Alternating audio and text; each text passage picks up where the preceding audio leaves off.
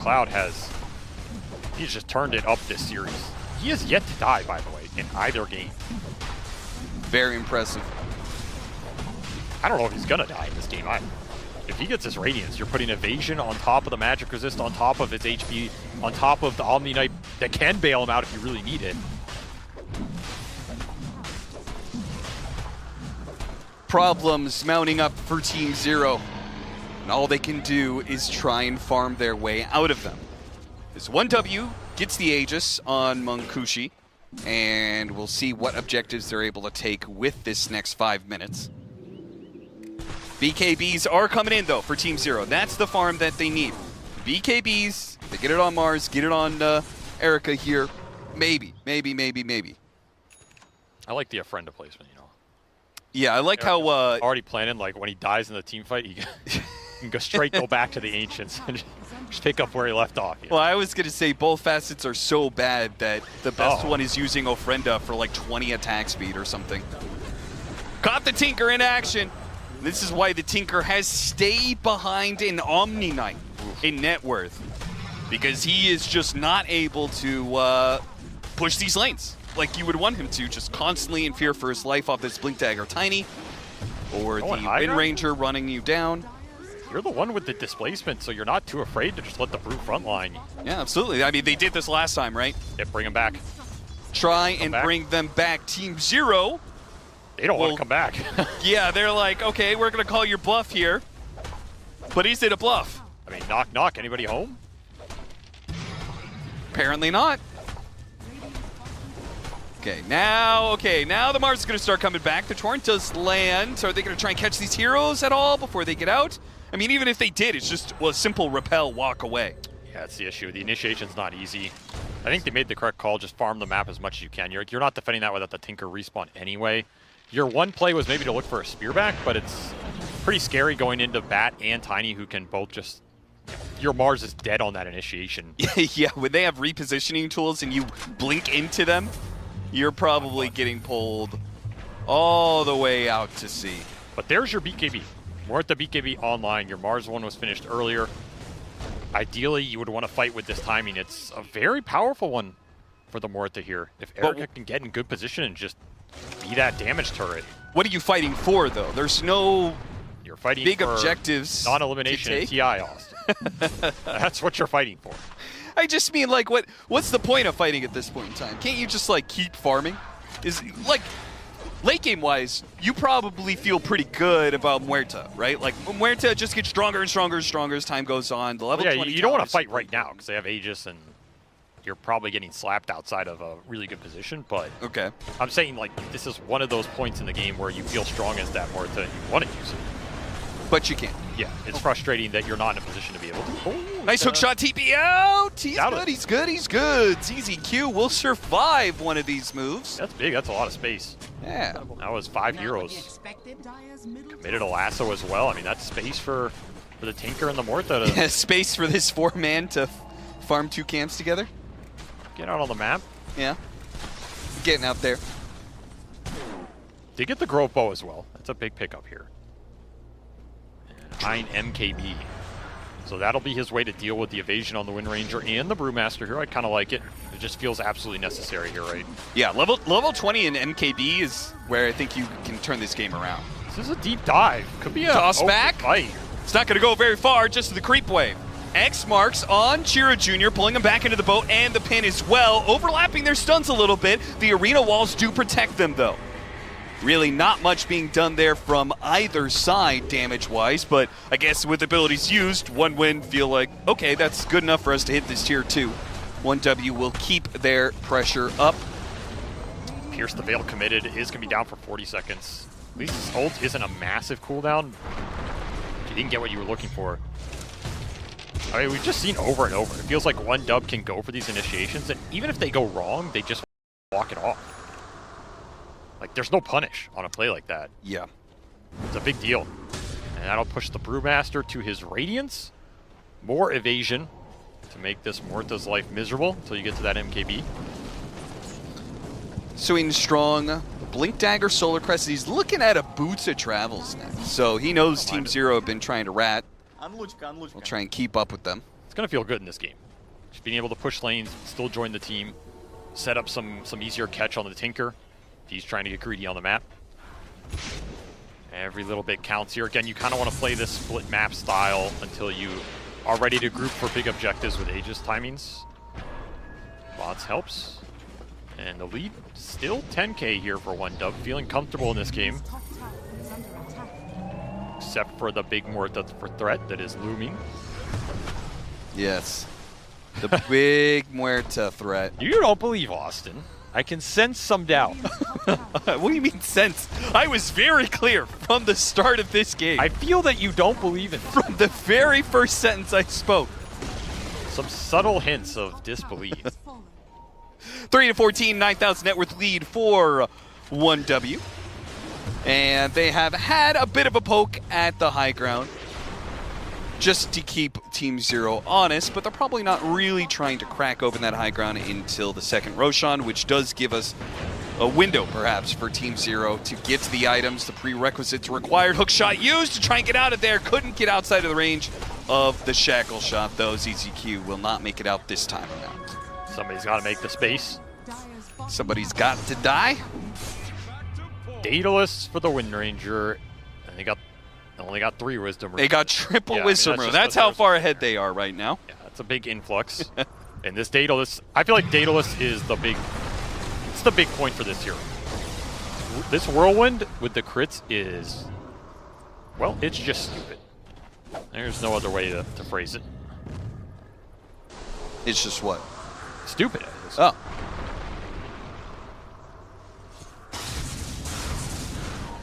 I mean, it's an AoE attack spell that procs on every hit. The only other version of that that's ever existed in Dota, I think, was Medusa talent.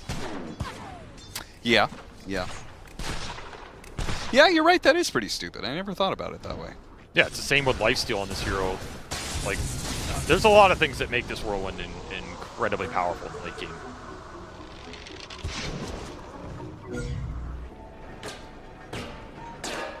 What do we got? Minute left until potential Roshan spawn time, so probably not too much that's going to be happening. Any other, like, items that you see that are coming up specifically for Team Zero that would give us a little silver lining to this dark cloud that is OneW pushing into the high ground again? I mean, at this point in time, like, they're going to take this tier 3 just through chip damage. Tiny's coming in to finish it. It's very slow. They don't mind sieging, I guess. I mean, it's just the Muerta items. Like, that's really the big difference. Look at this Tiny's damage, man. A lane of barracks for nothing. No contest. Erica came back. This signals you have to get something out of it. I mean, this is even worse than no contest. This is Yeah. pathetic contest that you don't have heroes on the map farming away during this period of time. I mean, you're going to have to, like, smoke out of here or something, contest the map, try and set the lanes up or get a team fight into next Roshan. Something on this trajectory. Refresher for 7E would be really big as well if you can get to it. Like, they're kind of close to some of these big items. Refresher Mars and MKB for Muerta. You can win a team fight off that. It is a lot of control and damage. You're going to have Tinker just giving you the sustain in there as well. Yeah. A lot of it's how that team fight gets set up. If OneDub can find good initiations with Lasso Toss, then a lot of that goes out the window, right? But if you can avoid that, start the fight on your terms, or just commit in on like a botched initiation or one where the hero doesn't just get all in. So all the pressure on 7E, that's what I'm hearing from this. It's a This decent amount, smoke, he's got to get a good blink initiation. They're playing for Roshan. It's not up, and it won't be for quite some time. And there's the Vlads for the Omni Knight. This is the lifesteal for the Wind Ranger that I think is really nice to have, but if you can avoid having to buy Satanic yourself, just feels that much better. I like these support pickups here from OneDub, really respecting their one positions in both these games and playing around them, buffing up the damage, giving them all the sustain and the survivability they need, and just letting them go to work. Munkushi has been pampered, for lack of a better word. He really has. Nice use of the X there. 7E goes through the gate to push out the top lane without any fear of being caught in the process. OneW, now it's their turn to smoke up and try and assault Team Zero's positioning. Radiance off, no position given away. Scouting with the gem, going in blind. Sweden Strong CZQ jumps up to the high ground, sweet and strong, just trying to see what vision is available here. Meanwhile, Chiro Jr. is immediately going to pop his BKB and get the toss back onto CZQ. Beyond, nice tidal wave in on Cloud, no follow-up to it whatsoever. Team Zero are not even going to try for this apparently, but they are going to get grabbed on their attempted retreat. It's going to be Beyond. Gets pulled to the other side of the arena walls and left for dead. They want more here. How much more are they going to be able to get? Oh, what? That Gleitnir animation. They have the net on the ground, but somehow doesn't catch the Tinker. He completes his TP. They get the BKB out of 7E. That's what they wanted. There goes your Roshan contest if Roshan was up right now. A later Roshan means that perhaps Team Zero can still formulate a response, a defense of the pit. And the MKB is done too, so That's level big. 20 MKB, we hit the timing that we said Team Zero could turn the game around on. They have to be able to control heroes, though. Every fight has just been one dub controlling Oh my god. who's I committed and forgot who's about not, who can get out of the fight, who's stuck there, and there's just no one for Erica to hit. Avery. It's not the level 20 timing. It's even worse. Yeah, it's the 15 It's the now. level 25 time. Oh Well, my. it's gunslinger damage plus gunslinger chance. Yeah. I forgot about this. They pushed it back to level 25, so you have to choose between magic resistance or gunslinger chance, which I assume everybody takes gunslinger chance. But it just means that where to carry is like takes even longer to come up. Yeah, it takes a little bit. I mean, that's the beauty of it, Austin. It's the, Is it? it's the journey. Yeah, it's The glory. It's a long ass journey, man. Yeah, it can be. This is a long Roshan. Yeah, what? I guess one win, feeling like maybe Team Zero is going to contest, but they're not. So one dub, this is no free for you. interest in contesting here. So this will be an Aegis to the Wind Ranger, also finished in Ags, Yeah. and has an Omni Knight behind her. Whew. This is a tough carry for Team Zero to bring down right now. Lankushi is thriving. Yeah, I feel like Wind Ranger carry is so obnoxious because of this, where it's like, oh, we finally have MKB to deal with Wind Run, but now we also need MKB and you need detection to be able to see her. There's just And you need BKB control. and you need BKB control. We've seen the lack of, control through debuff immunity really hurting Team Zero in these fights, and One Dub are playing well around it. They have BKBs on all their big heroes. They have the Omni Knight to bail out anybody who maybe gets gone on before that. We saw how long Cloud was holding the Brewmaster ultimate in that fight too, right? Yeah. No pressure on him. at No all. fear of being bursted, which may play against him in this next team fight with the MKB up and the level 20 timing. Double dead shot, of course. Very important. Something. One Dub. That is a value shield rune hero. Hey, we've seen bigger comebacks. By the way, Chiro Jr., he just went for the burst build. This is Echo Conda plus Quiver. Somebody's going to die. I don't know how else to phrase it. Somebody is going to get hit by this, and basically you're just spamming that buyback button. Oh, that is the best target to find. Oh, but an X pullback off of the lasso. Good play from Beyond to be able to stop this initiation from 1W. And if they could kill the Brewmaster, can they do it? Keep him inside the calling, do the damage. Hulk shot comes out a little bit more, but no, there goes the repel. It was waiting the entire time. Respected zero pressure on him whatsoever. My tidal wave to try and get out. An arena as well. A full retreat out. Can all of these heroes get away? Wait, they all made it out. Okay, maybe they couldn't win the fight, but they also only kind of lost it. Yeah? Only issue is you're going to get sieged now, and you're missing a lot of your big ultimates. And this Whirlwind back up in 6 seconds here. Okay, but 4 more levels to go for level 25 Muerta. If you win a fight, you'll be there. That Almost. may not be true. Gotta wait for this Pierce the Veil. It is up.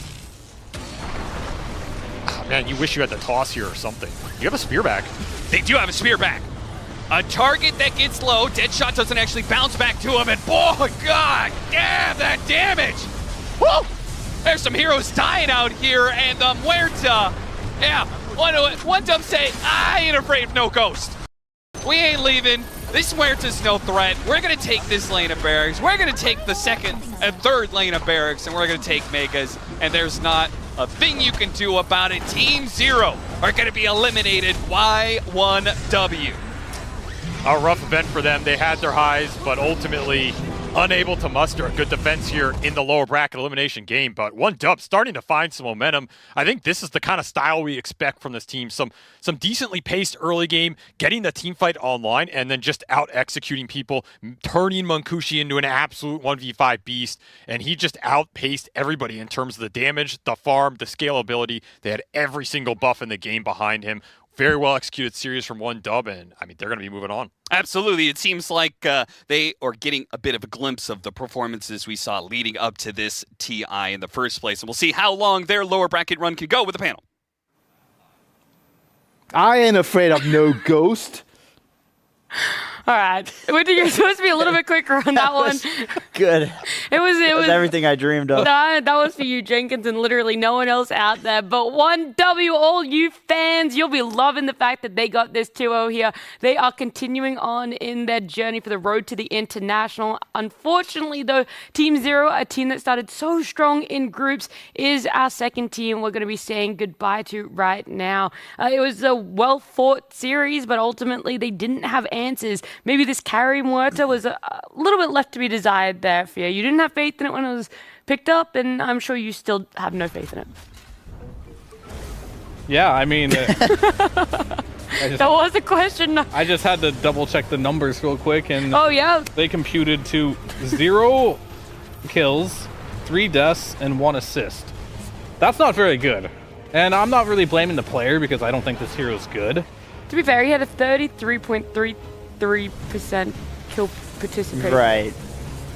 Right. And that's pretty good. That's pretty good as a carry. It's not that good as a carry. That's not good either, yeah. Yeah, I mean, not having any kills and 1 assist is not great. But either way, I think Muerta right now is just, it's really hard to play. And I think against a lot of the heroes that they did pick here, makes it even more difficult. Like, I get the idea behind it. They wanted to just go ahead and pop her ultimate, right? And then all of a sudden Wind Ranger can't attack you, but you also can't attack Wind Ranger, which is not great. And I think this Brewmaster last pick by OneDub was a brilliant pick. We saw time and time again. This Brew would just ult and then get on top of the Muerta, and unfortunately Muerta's not one of those heroes like Sven or Gyro where you have a lot of damage at those lower levels. Sure, maybe later on if you get there and you're going to do a lot of damage, but you just park all the Brewlings on top of the Muerta. She ulties, you Cyclone her. It's just a really tough matchup here. I kind of like the idea that Team Zero is going for.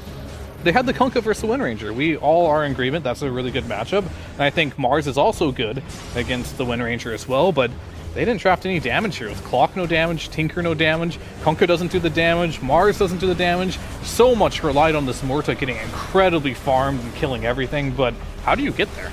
Yeah, this replay right here, this team fight, I know it was right at the end, quite late in the game, but this really illustrated the fact that they're throwing everything out on this Brewmaster. He still lives through it, still has more than enough health, and then you're like, okay, there's just no damage at all coming out, and they've just used everything to completely retreat. Yeah, it's not just like the Muerta being like hard to play. I feel like in general what they are drafting is hard to play.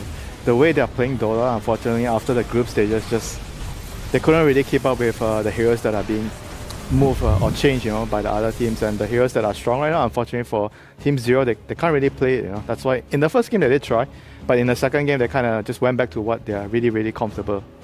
Yep, the stats we're looking at a reflection of game number 1. We're just refreshing your mind in case you weren't really sure how OneW was able to get the win for game 1. We obviously just saw game 2 win for themselves, so a nice 2-0. I do think watching this gameplay, I normally like to be quite, looking on the bright side of a team once they do get eliminated out of a tournament, but for Zero, it's really hard to, knowing how strong they were in groups, and to see a best of 3 play out this way, Jenkins, I'm kind of grasping for straws here. It's kind of your fault, to be honest with you. Wait, what? Yeah, I mean, I think you mentioned, I hope this day 1 wasn't a fluke, right? And then they just bomb out after. You did say that, so you jinxed. I did actually say that. I did say that. To be fair, she said that for pretty much all of the unexpected teams. No, I didn't. I literally only said it for Zero. Nouns is doing great. I literally only said it for Zero. Well, either way, though, with OneW being our winners, let's have our winners interview. Let's hear from them themselves with Nomad. Thank you very much, Nat. Yes, indeed, I am here with Respect, who's earning some respect for himself and his team after taking their first big win on the road to the International here. 2-0, is this what you expected coming into the series? Yeah. We expected 2-0. We were confident. These 2 days were tough for us. We trained a lot, tried to fix our problems because we played very bad at the beginning of the international. Like, very bad. Well, you certainly improved. So what do you put this down to? You know, what was the kind of training like for you guys? Was it just playing? Was it planning? Was it looking at drafts, replays, everything? I mean, everything at all. Like, everything. We talked a lot about, like, not Dota things, like how we feel in game, communication. We played a lot of scrims, watched a lot of our scrims, and like, how do you say it? Figure it out? I don't know how to say it in English. Yeah, eat, sleep, Dota, repeat. It seems to be working well for you guys. Do you feel like you learnt a lot from your series against Cloud9, which you took into this series? Yeah, we learned a lot. They like outplayed us in every aspect of the game. Even not in game, even outside the game, our like mental preparation for the Cloud9 series was not good. Well, it's good to see you guys improving and learning those lessons. Finally from me, what do you think about your series coming up later today against Falcons? We played scrims against them. We can win. Short answer. Short answer indeed. And a surreptitious smile here from Respect, a little bit of confidence perhaps. Back to you guys, Nat. Hopefully Respect is able to continue that confidence because they'll be the final series for today. We're only halfway through our day. We've already seen 2 teams eliminated, but 2 more are going to be going home. Our second one here was Team Zero, unfortunately getting 0-2. They weren't able to leave the road to the international with a win under their belt in this best of 3. It's really tough to walk away not having that, but hopefully there's some more bright things that you can point out, Jenkins, that they're going to bring for the next season. I mean, definitely. In looking at this team, I saw that there was a lot of losses to Azure Ray other than in the TI qualifiers, so I kind of expected to see something that was like some fluke comeback sort of stuff, but they looked amazing, like genuinely. And like I said, on the first day, like Ponlo really, really impressed me, so I was watching a lot of him, but then I noticed like his team was also playing incredibly well. Erica obviously has played on Vici in the past, so that's kind of some old blood there, which I was hoping would help them with the emotions and stuff like that, but I think it's a little bit of lack of experience that has led to this point. They're like, bright stars with a bright future, but they need some ability to continue that forward as the meta is changing. Yeah, they tried to fit into this meta, try and be able to make a little bit of a comeback, maybe a little bit of a run in the lower bracket for themselves, but unfortunately their journey ends here. We've got Piran on standby with one of our players to see just how they're feeling after this unfortunate loss. Yeah, thanks, Nat. I'm here with Ponlo from Team Zero. Ponlo, first of all, very sorry to see you guys go out of the tournament. Could you just give me a brief idea of what, in your perspective, went wrong in that series? Probably, I mean, the last game we knew we would have some damage issues, like potentially, but we thought that we could delay the game, prolong the game enough that until our carry is online, but I mean, we probably just made some mistakes. Sorry, there's a lot of yelling off camera there. It's all right. I guess we have a weakness when it comes to early game skirmishes. I think we have shown to be a bit poor at that.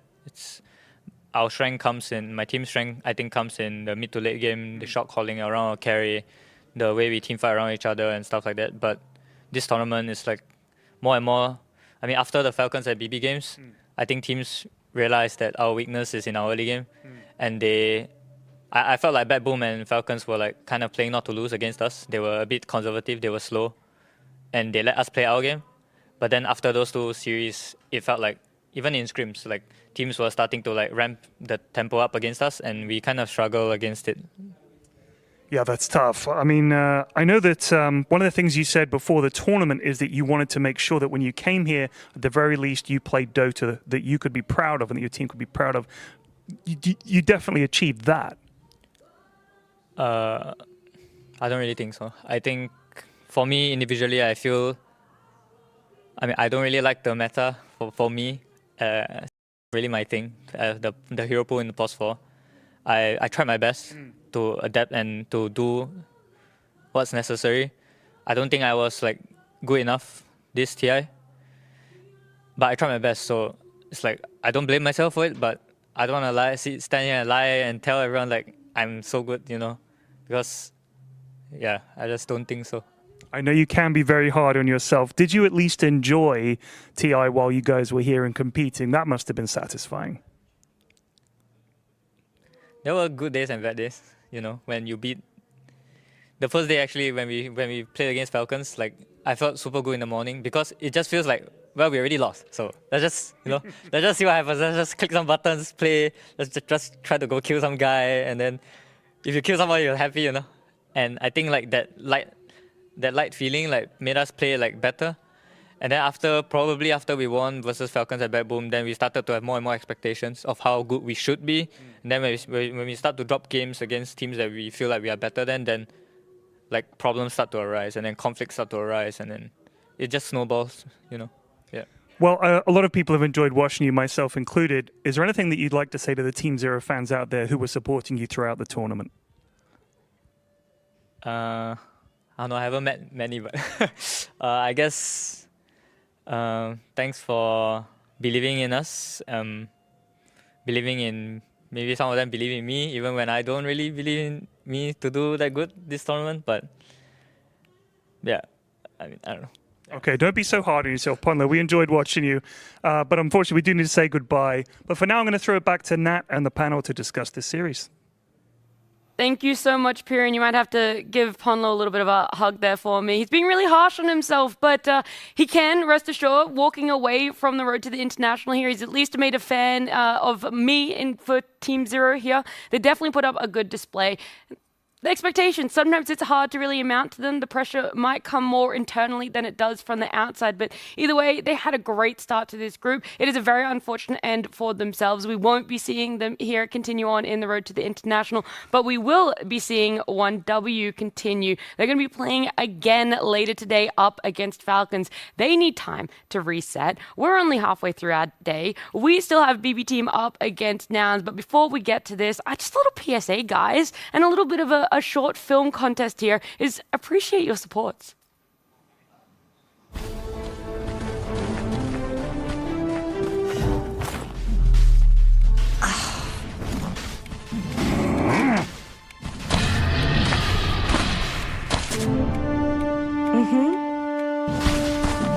Roshan has fallen to the Radiant. Merci beaucoup.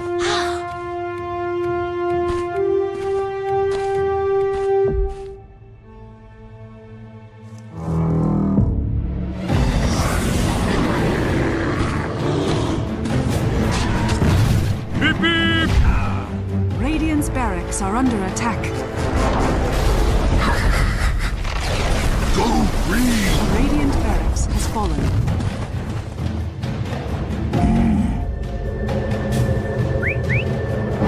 Thank you!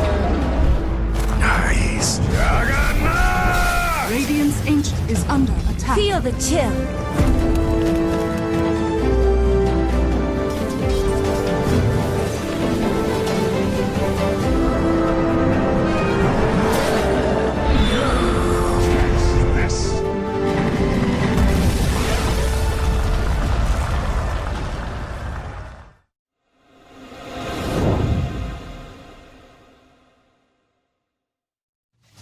Gaming Gladiators, last year's runners-up, are back again to try and claim the Aegis, and doing so they've already taken EWC on their path here, and I'm now joined by Ace.